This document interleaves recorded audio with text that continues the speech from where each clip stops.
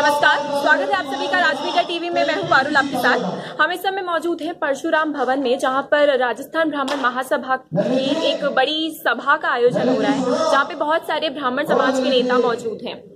भंवरलाल शर्मा का नाम आप सभी ने सुना होगा, जो कि सरदार शहर से 7वीं बार एमएलए चुने गए हैं। वो राजस्थान ब्राह्मण महासभा के प्रदेश अध्यक्ष भी हैं। यहाँ इस समय इन सभी मौजूद लोगों में आक्रोश है कि उन्हें मंत्रिमंडल में, गहलोत सरकार की मंत्रिमंडल में शामिल नहीं किया गया। इसी उपलक्ष्य में आज इन सभी ने एकत्रित होकर एक महासभा का आयोजन किया गया है। तो चलिए आज जानते हैं इनसे कि इन लोगों की आगे की रणनीति क्या रहने वाली है। को हम जारी रखेंगे। उसके लिए हम 1 दिन, 2 दिन, 4 दिन, 10 दिन, 15 दिन, 1 महीना यदि हमें संघर्ष करना पड़े तो हम संघर्ष करेंगे और तैयार और तत्पर। मैं चाहूंगा आप सब हाथ उठा के इस संघर्ष के लिए तैयार होने के लिए अपनी अनुमति प्रदान करें। मैं स्टेज से भी कहूंगा कि हाथ उठा के कहें कि हम भंवरलाल जी शर्मा को जब तक कैबिनेट मिनिस्टर नहीं बनाया जाता हम संघर्ष करेंगे। आप सब हाथ उठा के बोले भगवान परशुराम की। ठाई करने देखिए, पटरी उखाड़ना भी कोई रास्ता नहीं है। रास्ता मेरा सुझाव है, मेरी राय है, निर्णय तो मंच करेगा। समूह एक बड़ा समूह बना है, जो कांग्रेस के जो प्रमुख लोग हैं, जिसमें राहुल गांधी से अपॉइंटमेंट कौन दिला सकता है, कौन से लोग हैं जिनको भंवरलाल जी से मिलने, भंवरलाल जी के लिए प्रमोट करने से फायदा है, कौन से लोग हैं जो उनके नेगेटिव हैं, जिनको कुछ बातें समझाई जा सकती। हम हमारे यशस्वी मुख्यमंत्री अशोक गहलोत साहब, हमारे तेज तेजी और हमारी युवा शक्ति के धनी उप मुख्यमंत्री और कांग्रेस के वरिष्ठ लीडर और कांग्रेस के अध्यक्ष माननीय राहुल गांधी साहब को कहूंगा, जब नोटबंदी थी, जब 21 सीटें थी, वही सरदार शहर था और वही पर्दाफाश रैली थी। 1 लाख लोग इकट्ठे हुए जब कांग्रेस का नाम लेने वाला नहीं था, वही पर्दाफाश रैली थी। आप याद कीजिए, सत्ता आने के बाद में उस सत्ता को लाने में, इस सत्ता तक पहुंचाने में समाज का और भंवरलाल शर्मा का क्या सहयोग है, उसका उत्तर तो हमें देना पड़ेगा। सरकार, मेरी सरकार से फिर अनुरोध करता हूं कि ये नींव और ये जड़ें मजबूत रहेंगी। हम ओहदे तक लाएंगे। जब तक हमें ओहदे तक नहीं लाया जाता, आगे हम उचित स्थान के लिए मांग करेंगे। आज नहीं तो फिर बड़ा विशाल प्रदर्शन होगा। जब भी आप ऐसी बात करते हैं तब ये परिस्थितियां सामने आएंगी। उसका मतलब संकेत हमें ये समझने पड़ेंगे कि हमें किससे मिलना है, कब मिलना है, कैसे उसका तरीका है कि मिला जा सकता है।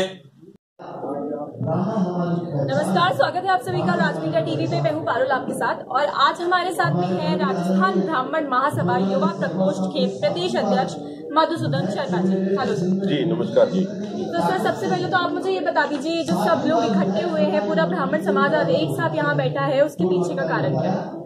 हमारी राजस्थान ब्राह्मण महासभा के अध्यक्ष माननीय पंडित भंवरलाल शर्मा जी, ब्राह्मणों के एक छत्र नेता, जो 7वीं बार विधायक हैं कांग्रेस पार्टी से, उनको मंत्रिमंडल में अहम जगह न मिलने पर पूरा ब्राह्मण समाज अपने आप को ठगा सा महसूस कर रहा है। मैं माननीय यशस्वी मंत्री मुख्यमंत्री अशोक गहलोत साहब और युवा शक्ति के धनी माननीय सचिन पायलट साहब से निवेदन करूंगा कि राजस्थान के ब्राह्मणों को ऐसा अकेला मत छोड़िए। जो ब्राह्मण आपको इस सन 2018 के इलेक्शन के तन मन और धन और पसीना बहा करके इन्होंने आपको इस मुहिम में और कांग्रेस की गवर्नमेंट बनाई है, कांग्रेस का राज लाए हैं, आज सत्ता हमारे पास है और ब्राह्मण अपना ठगा महसूस कर रहा है। मैं सम्मान करता हूं माननीय मुख्यमंत्री साहब का और उप मुख्यमंत्री साहब का। मैं ये चाहूंगा कि हमारे ब्राह्मण समाज को, जो कभी 5 कैबिनेट मंत्रालय हुआ करते थे, आज सिर्फ 2 मंत्रालय दे करके हमें ऐसा महसूस हो रहा है कि हमें कमजोर समझा जा रहा है। हमने अब की बार पूरी कांग्रेस पार्टी को तहे दिल से वोट दे करके और सत्ता में लाए हैं। हम चाहते हैं कि माननीय पंडित भंवरलाल शर्मा जी को कैबिनेट में उचित स्थान दे करके उनका सम्मान करेंगे। राजस्थान के ब्राह्मणों का सम्मान रहेगा, मैं यही चाहूंगा। तो जैसा कि आपने कहा आप लोग ठगा सा महसूस कर रहे हैं, तो इसके बाद की अगर मैं आपसे पूछूं कि आगे की रणनीति के बारे में आपने क्या सोचा है? हम ऐसी कोई रणनीति तय नहीं करेंगे जिसमें विद्रोह का भाव हो। ब्राह्मण पूरे समाज में, ब्राह्मण हमेशा प्रकृति का रास्ता, सहनशील का रास्ता, अच्छे गुण और संस्कारों का रास्ता पूरे समाज को देता आया है। हमारा निवेदन ये है, हम आज सैकड़ों में हैं, कल हजारों में होंगे, फिर लाखों में होंगे। आपसे अनुरोध करेंगे कि हमें सम्मान दिया जाए। हम आपके साथ हमेशा रहे हैं। हमने मध्यवर्ती चुनाव में अजमेर, अलवर और मांडलगढ़ में आपके साथ रहे और सन 2018 के विधानसभा चुनाव में हम आपके साथ तय दिल से थे।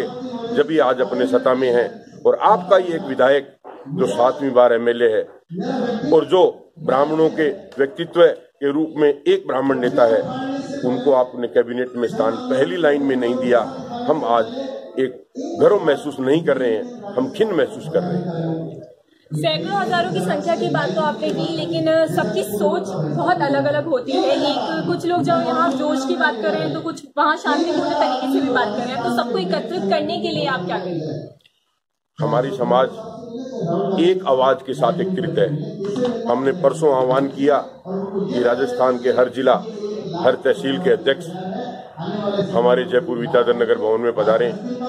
आज भारी संख्या में इस सभागार में, पूरा सभागार खचाखच भरा पड़ा है एक परसों की आवाज के साथ।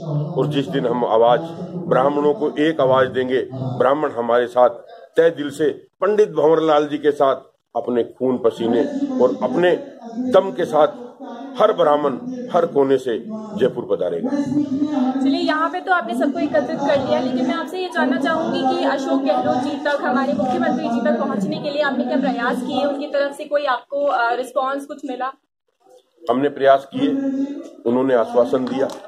हम चाहते हैं हमारी आवाज सुने। हम आज सैकड़ों की संख्या में इसी आवाज को बुलंद करने के लिए माननीय अशोक गहलोत साहब को, जिनको राज करने अच्छी भली भांति आता है, उन्होंने राजस्थान पे एक सुशासन राज किया है। उस सुशासन राज के अंदर एक हीरे को आपने कैसे छोड़ दिया? भंवरलाल शर्मा, माननीय पंडित भंवरलाल शर्मा जैसा हीरा, जो इस राजस्थान के समाज में पहला ही व्यक्ति है जो सभी समाजों को साथ लेकर के और ब्राह्मणों का उत्थान करता है, उस हीरे को आपने अपने इस मंत्रिमंडल में शामिल नहीं किया। हम आह्वान करते हैं हमारे यशस्वी मुख्यमंत्री साहब। आपने आश्वासन की बात की कि मुख्यमंत्री जी ने आपको आश्वासन दिया है, तो क्या आप उससे संतुष्ट नहीं हुए जो आपको इस तरह की सभा का आयोजन करना पड़ा? ये चुनाव से पहले का आश्वासन, चुनाव के जीतने के बाद का आश्वासन था। मंत्रिमंडल कैबिनेट का गठन हुआ, उसके बाद हमें आश्वासन किया। जब मंत्रिमंडल गठन हो गया और 23 की संख्या में मंत्री बन गए, तो क्या हम उन 23 में नहीं है 99 के? उस 99 के 23 में भंवरलाल शर्मा नहीं है? क्या बात करते हो आप? माननीय यशस्वी मुख्यमंत्री साहब, मेरा आपसे अनुरोध है, पूरे समाज का अनुरोध है कि इस हीरे की कीमत समझें और इस मंत्रिमंडल में इस हीरे को लाएं। आपका समाज फिर दोबारा आने वाले इलेक्शन में आपका सहयोग देगा। चुनाव से पहले आपने कहा आप पहली लाइन में मंत्रिमंडल में शपथ लेंगे, ओथ लेंगे, पर वो ओथ नहीं ली गई। आज ब्राह्मण वहीं खड़ा है। मैं सम्मान चाहूंगा ब्राह्मणों का। चलिए, धन्यवाद हमारे साथ।